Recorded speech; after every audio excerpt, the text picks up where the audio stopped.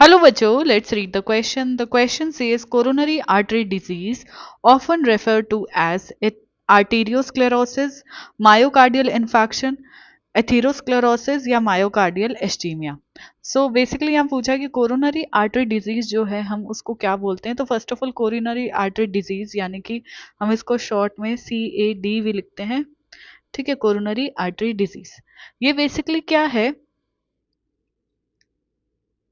मान लेते हैं कि ये कोई ब्लड वेसल है जो कि हार्ट को सप्लाई कर रही है. हार्ट को जो है सप्लाई कर रही है.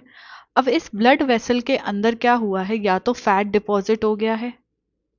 कंसिडर करो कि फैट डिपॉजिट हो गया, ये फैट डिपॉजिशन हो गया है यहाँ पे इस तरीके से.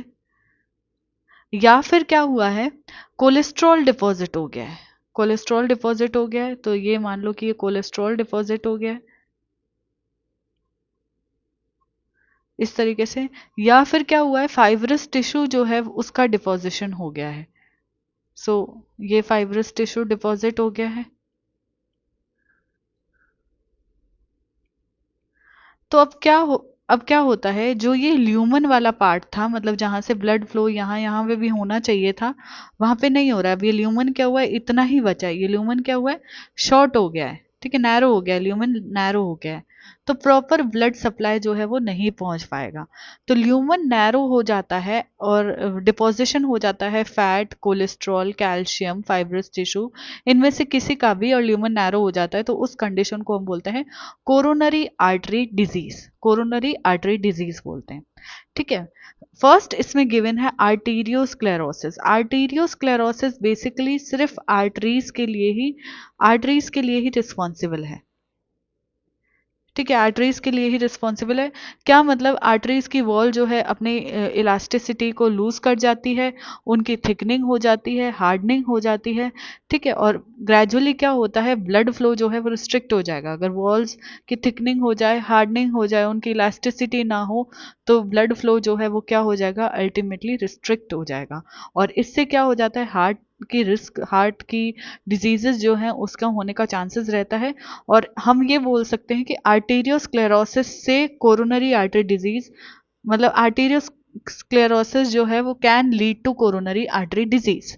ठीक है, ये ऑप्शन इनकरेक्ट हो जाता है क्योंकि यहाँ पे हमसे दूसरा नाम पूछा है, coronary artery disease often refer to as, मतलब कोरोनरी आर्टरी डिजीज को हम और क्या बोलते हैं. ठीक है.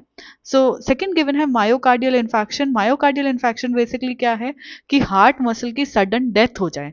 क्यों डेथ हो जाएगी सडन हार्ट मसल्स की, या तो उनके पास इनसफिशिएंट जो है ब्लड सप्लाई पहुंच रहा है, या बिल्कुल ब्लड सप्लाई पहुंच ही नहीं रहा है, तो हार्ट मसल्स क्या हो जाएगी, उनकी डेथ हो जाएगी. उसको हम बोलते हैं मायोकार्डियल इन्फेक्शन या मायोकार्डियल इस्चीमिया. दोनों ही सेम चीज है.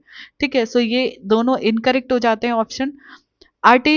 कोरोनरी आर्टरी डिजीज को हम एथेरोस्क्लेरोसिस कहते हैं. एथेरोस्क्लेरोसिस कहते हैं. एथेरोस्क्लेरोसिस में बेसिकली क्या है कि ब्लड वेसल जो है हार्ट तक जो सप्लाई कर रही है वो इफेक्ट हो जाएंगी. उनमें calcium, fat, cholesterol, fibrous tissue, इन सब का डिपोजिशन हो जाएगा, जिस वजह से ल्यूमन जो है वो नैरो हो जाएगी और प्रॉपर जो है ब्लड सप्लाई नहीं हो पाएगा. ठीक है, उस कंडीशन को हम एथेरोस्क्लेरोसिस या कोरोनरी आर्टरी डिजीज कहते हैं. तो हमारा जो करेक्ट ऑप्शन है वो चला जाएगा ऑप्शन नंबर 3. Option number 3. इसके रिगार्डिंग आपको इन्फॉर्मेशन न्यू एनसीईआरटी में पेज नंबर 203 पे मिलेगा. आई होप कि आपको क्वेश्चन अच्छे से समझ आ गया है.